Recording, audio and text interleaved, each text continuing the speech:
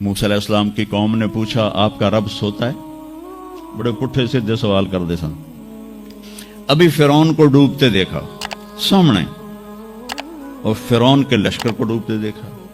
ابھی ان کے پاؤں گیلے تھے، چند قدم چلے تو آگے ایک بستی میں ایک بت تھا جس کی بستی والے پوجا کر رہے تھے. تو کہنے لگے موسیٰ اجعل لنا الہا کما لہم آلہہ. قرآن کی آیت ہے موسیٰ ایک ایو جا خدا سانو بھی لے دے اسی میں متھا ٹیکیے. انہوں نے کہا فٹے منہ توڑا وہ ہونے تو تسی ویکھیا کہ کیویں رب نے تہاڈی مدد کیتی ہے تو ہن پتھر دا بت منگدے پے ہو میرے کولوں. تو عجیب و غریب سوال کرتے تھے. تو کہنے لگے رب سوتا ہے؟ موسیٰ علیہ السلام نے ان کو ڈانٹ دیا. اللہ تعالیٰ نے کہا نہیں ایسا کر، رات کو نا 2 پیالے لے کے کھڑے ہو جا پانی کے. خیال کرنا یہ پیالے گرنے نہ پائیں. موسیٰ علیہ السلام بڑے طاقتور ہستی تھے، وہ پیالے لے کے کھڑے ہو گئے. کھڑے کھڑے کھڑے کھڑے اونگ آنے لگی. ایک جھٹکا لگا سنبھال لیا، دوسرا لگا سنبھال لیا، تیسرا جھٹکا لگا تو پیالے گر گئے، ٹوٹ گئے، پانی بہہ گیا. کہ موسیٰ سمجھانے کے لیے تھا اگر تیرا رب بھی سو جائے تو یہ زمین آسمان کے پیالے ایسے ہی ٹوٹ کے بکھر جائیں گے. لا تأخذہ سنۃ ولا نوم، لا تأخذہ سنۃ ولا نوم.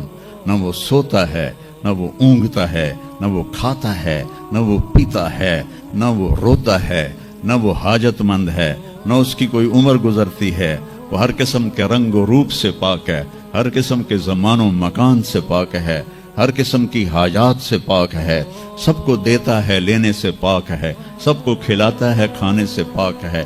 سب کو مارتا ہے، مرنے سے پاک ہے. سب کو سلاتا ہے، سونے سے پاک ہے.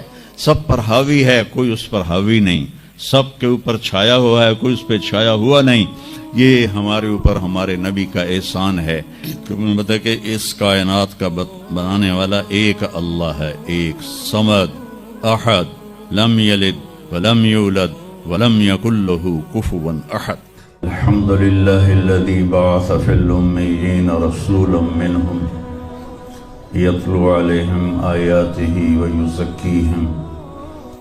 عزیز طلبہ و طالبات، آپ بہت کچھ یہاں پڑھ رہے ہیں اور ساری نسل ہماری یونیورسٹیز میں پڑھ رہی ہے. چند ایک ایسے سوال ہیں جن کا جواب دنیا کی کسی یونیورسٹی کے پاس کوئی نہیں، اور بڑے سے بڑے اسکالر بھی اپنے علم سے اس کا جواب دینے میں بالکل انگوٹھا چھاپ ہیں کہ اس کائنات کو کس نے بنایا ہے. اس سوال کا جواب دنیا کے کسی علم میں نہیں ہے. ہم تو شکر مسلمان ہیں تو ہمیں ماں باپ کی گود سے ہی اللہ کا تعارف ہو گیا.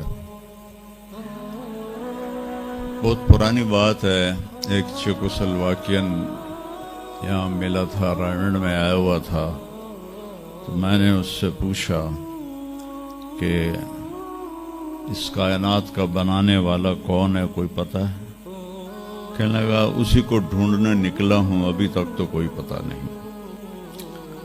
پھر دوسرا سوال ہے کہ اس نے یہ کائنات بنائی کیوں ہے، وہ ہے کون؟ پھر اس نے یہ کائنات بنائی کیوں ہے، اس کا جواب بھی آپ کے پاس کوئی نہیں، کسی کے پاس بھی کوئی نہیں. پھر تیسرا سوال ہے میں کیوں پیدا ہوا؟ میں نے کوئی اپلیکیشن دی تھی؟ ان بچیوں نے کوئی درخواست دی تھی کہ ہم نے لڑکی پیدا ہونا ہے؟ یا ان بچوں نے کوئی درخواست دی تھی کہ ہم نے لڑکا پیدا ہونا ہے؟ یہ عورت بن رہی ہے، یہ مرد بن رہا ہے، یہ دیہاتی ہے، یہ شہری ہے، اور 7 ارب انسان ہیں.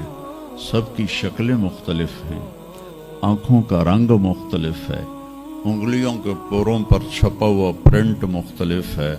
7 ارب انسانوں میں سے کسی کا یہ پرنٹ کسی کے ساتھ نہیں ملتا. تو ایسا باریک بین کون خالق ہے جس نے، ہم روشنی میں چیز بناتے ہیں اور اللہ تعالیٰ ماں کے پیٹ کے اندھیروں میں بناتا ہے. یخلقکم فی بطون امہاتکم خلقا من بعد خلق فی ظلمات ثلاث. پھر موت کیا چیز ہے؟ کیوں مر جاتے ہیں؟ پیدا ہونے کی درخواست نہیں دی تھی، پیدا کر دیا. کیوں پیدا کیا پتہ کوئی نہیں. اب مرنا نہیں چاہتے،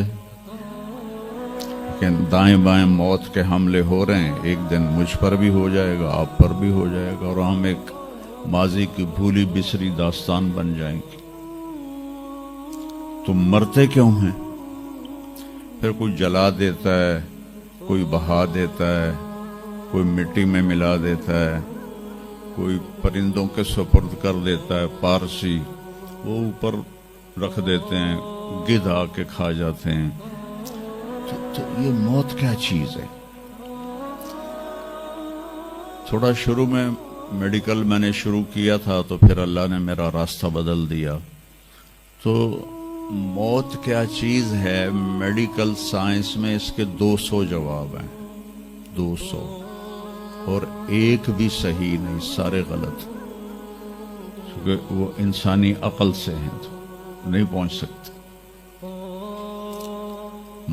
پھر موت کے بعد کچھ ہے یا مر گیا اور مٹی ہو گئے؟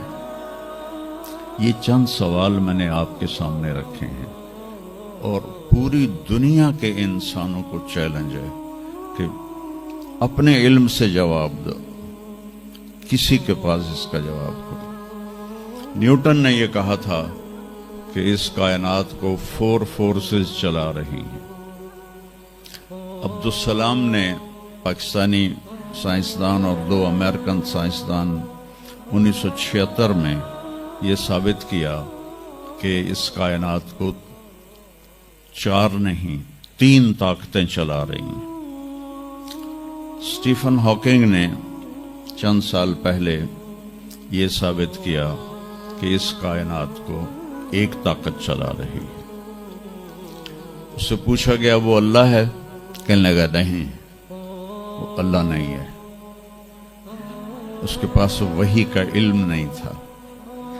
وہ اتنا ہی اندھا ہے جتنا ایک ان پڑھ اندھا ہے. تو اس سے پوچھا گیا کیوں؟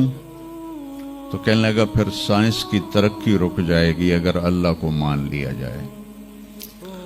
تو یہ وہ سوال ہیں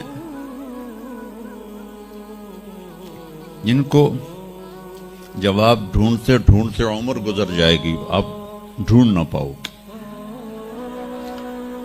اس لیے ایک بہت بڑا طبقہ ہے جو کہتا ہے اللہ ہے ہی کوئی نہیں، یہ سب کچھ آپ پہ ہی بن گیا ہے، اپنے آپ ہی بن گیا. عبد الخالق صاحب نے تو کچھ بھی نہیں کیا، مستریوں نے بھی کچھ نہیں کیا، یہ ہال اپنے آپ ہی کھڑا ہو گیا اور کرسیاں بھی اپنے آپ بچھ گئیں. ایسی بے وقوفوں والی سوچ بھی بلا کوئی قابل تعریف ہے کہ علامہ اقبال نے فرمایا تھا ہیچ چیزیں خود بخود چیزیں نشد، ہیچ آہن خنجر تیغ نشد، ہیچ حلوائی نشد استاذ کار، تا غلام میں شکر ریز نشد، مولوی ہرگز نشد مولا روم، تا غلام میں شمس تبریز نشد. اسی دہریت کو، ایتھیسٹ کو یہ ایڈریس کیا ہے کہ کوئی چیز خود بخود نہیں بنتی.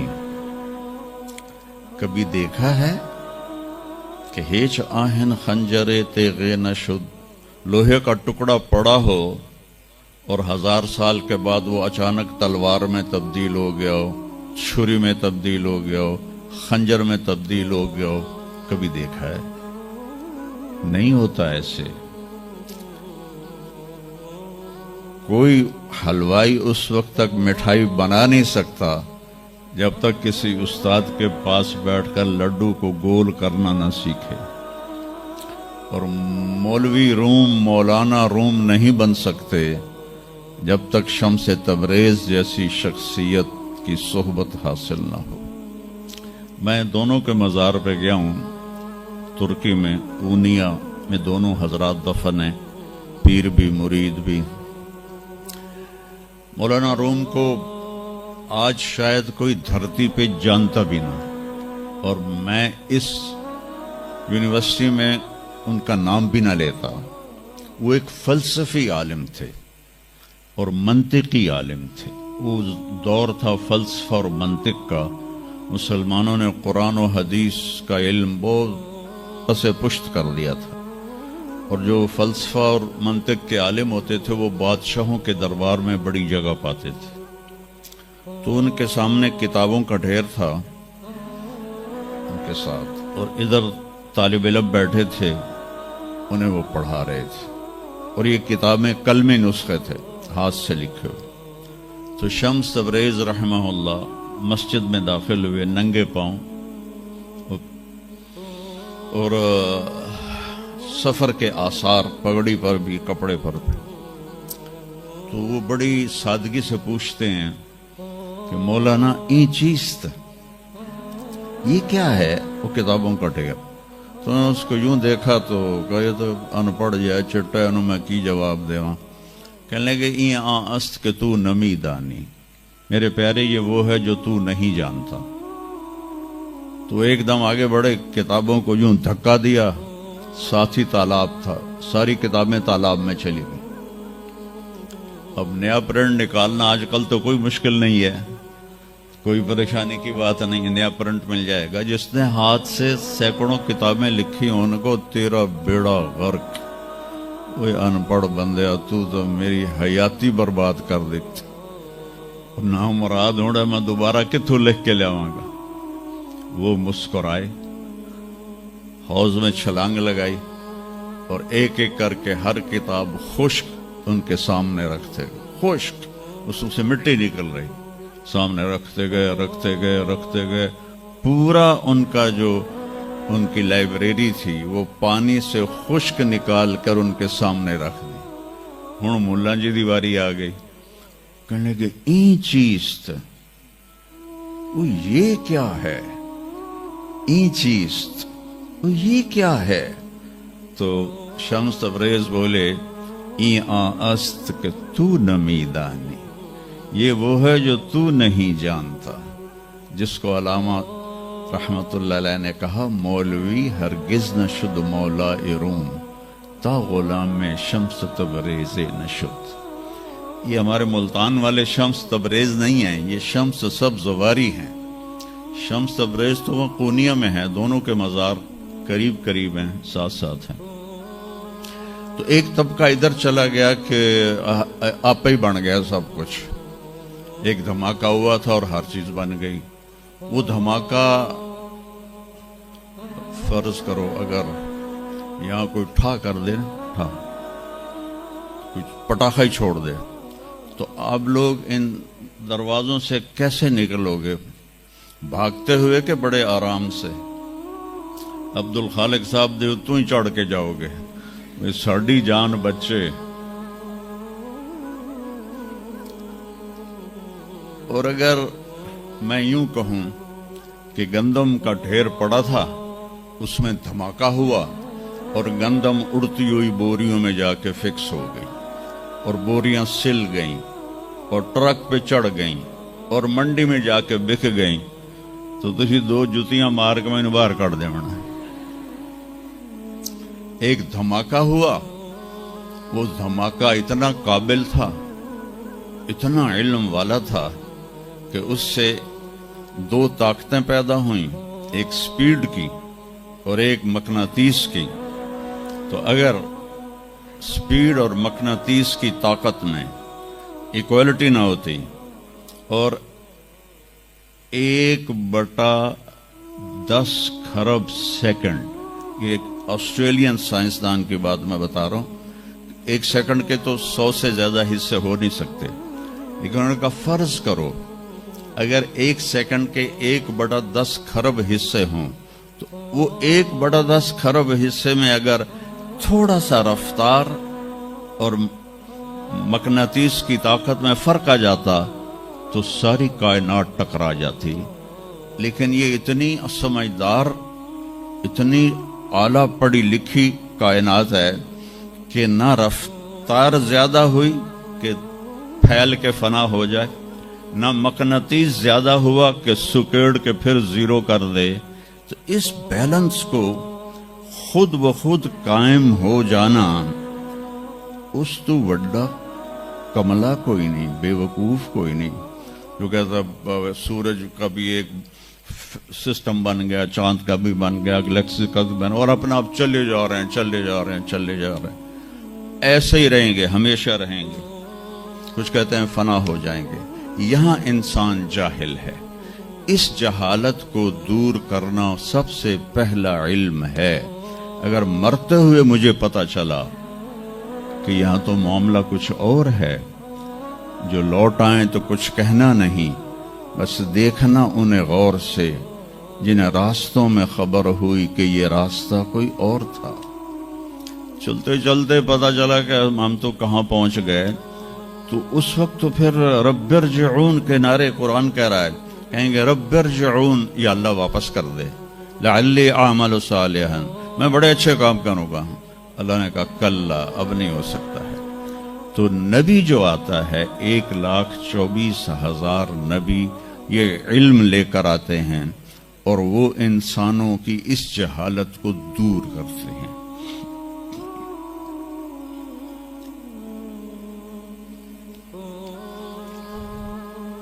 سب سے آخر میں اللہ تعالیٰ نے جناب رسول اللہ صلی اللہ تعالی علیہ وسلم کو پیدا کیا۔ ان کی زندگی کو قیامت تک کے لیے نمونہ بنانا تھا، قیامت تک کے لیے وہ نبی بن کے آئے ہیں۔ لکل قوم ہاد، ہر قوم میں نبی آتے تھے، لیکن ہمارے نبی کے بارے میں اللہ نے کہا وما ارسلناک الا کافۃ للناس بشیرا ونذیرا، ہم نے آپ کو پوری دنیا کے انسانوں کے لیے بھیجا ہے۔ تو اس کے لیے ضروری تھا کہ آپ کی زندگی کی ہر چیز کھلی کتاب کی طرح آج بھی ہمارے سامنے موجود ہو۔ اگر میں آپ کے طریقے پر چلنا چاہوں تو میرے پاس مواد موجود ہو، تو یہ واحد نبی ہیں جن کی ہر چیز اللہ تعالیٰ نے محفوظ کی۔ کسی نبی کی پوری زندگی محفوظ نہیں ہے، کسی نبی کی، آدم علیہ السلام سے لے کر عیسیٰ علیہ السلام تک کسی نبی کی مکمل زندگی موجود نہیں ہے۔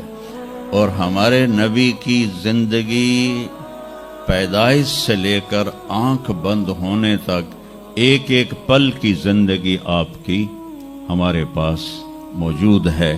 میں نے ایک آیت پڑھی تھی لقد جاءکم رسول من انفسکم، میں موریتانیہ گیا، وہاں پڑھتے ہیں لقد جاءکم رسول من انفسکم۔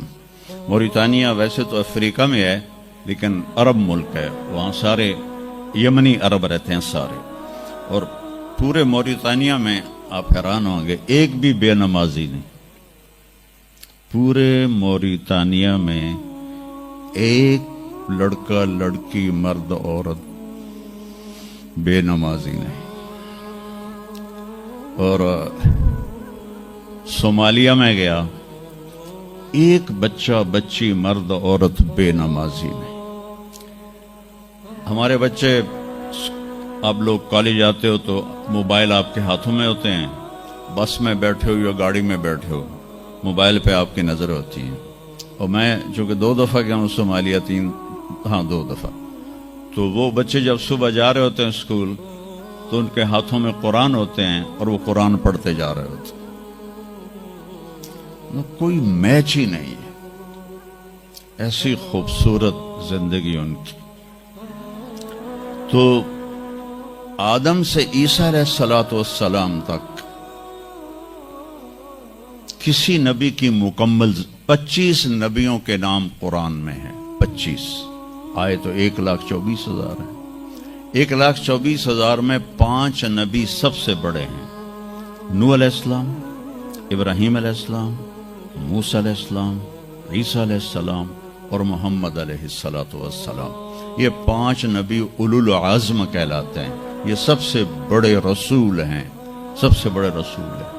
لیکن زندگی صرف ہمارے نبی کی، من انفسکم میں اشارہ ہے آپ کی خاندان، آپ کی خاندانی وجاہت کی طرف کہ آپ بنو ہاشم سے ہیں جو سب سے عالی خاندان ہے، اور آپ کا نسب آدم علیہ السلام تک محفوظ ہے، بے داغ نسب ہے۔ آپ نے فرمایا میں اپنے باپ، جتنے بھی میرے پیچھے باپ ہیں، کسی میرے باپ سے زنا ثابت نہیں ہے، میرے کسی باپ نے زنا نہیں کیا ہے۔ یہ نسل کی حفاظت کا نظام چلایا۔ ایک دفعہ میں نے ملتان کی ضلع کونسل سے اپنے تلمبہ ہمارا ہوم ٹاؤن ہے، تو اس کے گرد ہماری زمینیں ہیں، تو میں نے اپنے بزرگوں کے دیکھنے کے لیے نام شجرے، تو وہاں سے میں نے 3 لاکھ روپیہ دے کے تو وہ رجسٹر نکلوایا۔ 1874 کا رجسٹر تھا، تو اس میں 1874 سے پہلے کا تو لکھا ہوا نہیں ہے، بعد کا لکھا ہوا ہے آخر تک۔ تو اس میں 19 نام مجھے ملے، میں ان کو یاد نہیں کر سکا، حالانکہ میرے پیو دادے پردادے، لیکن میں یاد نہیں کر سکا۔ دہرانے کی کوشش کی، حافظہ بھی اللہ نے اچھا دیا، یاد نہیں ہوئی کہ اس میں وہ دلچسپی نہیں تھی۔ میں نے اپنے نبی کا نسب نامہ یاد کرنا شروع کیا، اس میں 90 نام ہیں، اور میرے دل میں تھا کہ میں روضہ رسول کے سامنے کھڑے ہو کر آپ کو سلام پیش کروں گا، آپ کے نسب کا پوری پیڑھی، ہماری پنجابی میں پیڑھی کہتے ہیں، پوری پیڑھی پڑھ کے میں آپ کو سلام پیش کروں گا، کیونکہ ہمارا کلچر ہے، ہم لوکل لوگ ہیں، ہم مائگریٹڈ نہیں ہیں، نسلوں سے آباد ہے اور زمیندار ہیں۔ تو ہمارا ایک کلچر ہے کہ ہمارے مراسی ہوتے ہیں، وہ آ کے ان کا کوئی کام نہیں ہوتا، سرداریاں قائم، ڈیرے آباد، میاں طارق جمیل دے، میاں اللہ باش دے، میاں نیت علی دے، میاں گانے دے، میاں جہانے دے، اگو میں بھی نہیں پتا، وہ پڑھی جاندے، اور وہ لے کے جاتے ہیں دانے، لے کے جاتے ہیں پیسے، ان کی بچیوں کی شادیاں کرواتا ہوں، بیمار ہو جائیں علاج کرواتا ہوں، اور کام وہ دھیلے کا نہیں کرتے۔ ایک مراسی اپنے بیٹے کو لے کر آ گیا، میں ڈیرے میں تھا، کہنے لگا میاں صاحب، ہمارا ٹائٹل وہاں میاں صاحب میرے پوتر نو نوکری لوا دی۔ میں کہا کدی مراسیاں نوکری کیتی ہے پہلے؟ کہنے لگا بھوکے مر گئے ہیں، دیرے اجڑ گئے ہیں، زمیندار شہرانو بڑھ گئے ہیں، تاتھو سوا کوئی سانو خیرات ہی نہیں لبدی، تو چلو کوئی نوکری کر لوے۔ میں نے اس کے سامنے بیٹھے فون ملایا، فاطمہ شوگر مل کے جو جی ایم تھے، میرے دوست تھے، میں نے کہا ایک بچہ بھیج رہا ہوں، رکھ لو۔ انہوں نے کہا بھیج دیں، لیبر میں رکھ لوں گا۔ تو میں نے اسی طرح کہہ دیا چاچا انہوں لے جا، لیبر چ رکھ لے سن، بھلا ہوئے سرداریاں قائم۔ چوتھے دن دونوں پھر میرے ڈیرے پر، میں کہا تینوں تو مظفر گڑھ بھیجے آئی تو واپس کیوں آ گیا؟ تو اس کا باپ کہتا ہے میاں صاحب میں سمجھا لیبر کوئی وڈا افسر ہوندا ہے، تو میرا پتر افسر ہو سی، انہیں تو بوریاں چوا چوا چوا دی کنڈ بن چھڑی۔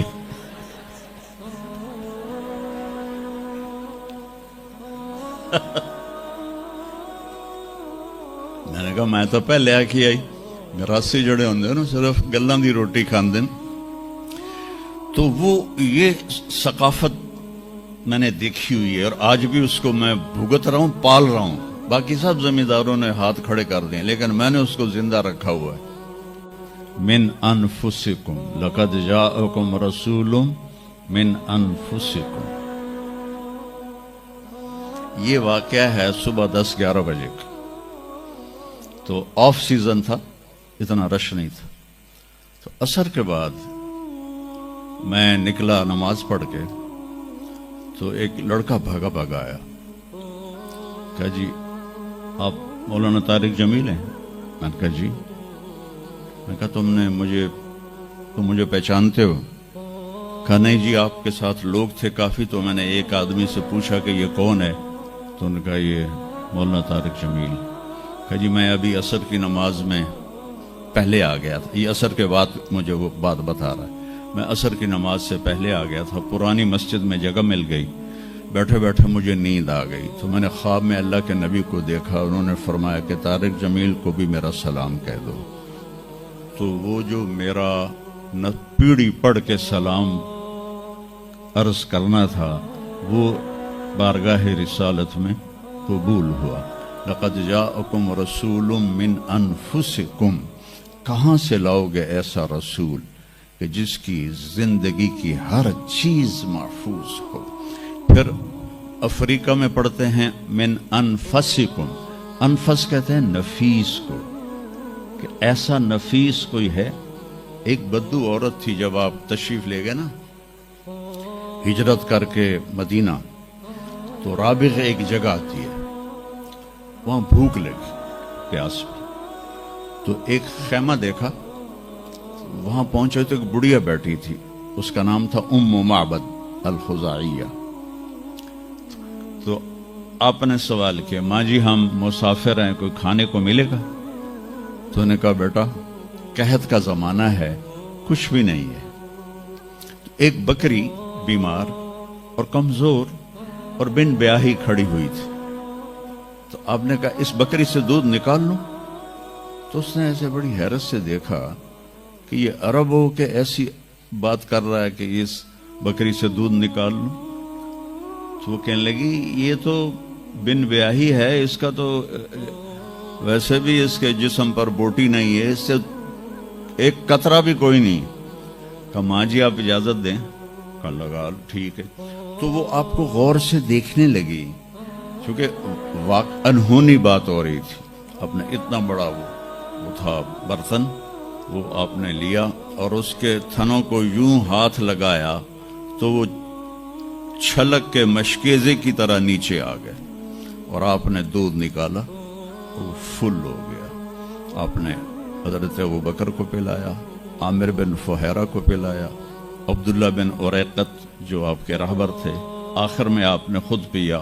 پھر دوبارہ نیچے بیٹھے اس کے, اور پھر نکال کے پورا وہ جگ بھر کے رکھ کے دے آئے. بکری کی عمر ہوتی ہے 7 سال. 7 سال تک یا ذبح ہو جائے یا وہ از خود مر جائے گی. بہت کم ہوتا ہے کہ کوئی بکری 7 سے 8 سال ہو جائے.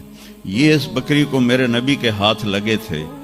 یہ بکری 22 برس زندہ رہی, 22 برس, اور اس کو ذبح نہیں کیا گیا, یہ مر گئی, خود ہی مر گئی, وہ نبی کے ہاتھوں کی برکت. شام کو اس کا خامد آیا ابو معبد, نے کہا یہ دودھ کہاں سے؟ تو ام معبد کہنے لگی اس بکری سے. پاگل ہو گئی ہیں, یہ بکری دودھ دے سکتی ہے؟ کہ میں بھی یہ سمجھ آئی نہیں دین دی, پر کوئی جادوگر آیا ہے, وہ ہاتھاں دی کرامت آئی ہے, جگ بھریا پیا. کہنے لگا ان عتیلی, مجھے اس کی صورت بتاؤ وہ کیسا تھا. مجھے لگتا ہے یہ وہ قریشی ہے جس کی خبر مشہور ہو گئی ہے کہ وہ مکہ چھوڑ کے مدینے جا رہا ہے. تو اب وہ بولی, ترجمہ بعد میں کروں گا, اب الفاظ کا ردم اور اس میں جو موسیقی ہے اس کو آپ تھوڑا محسوس کیجئے گا.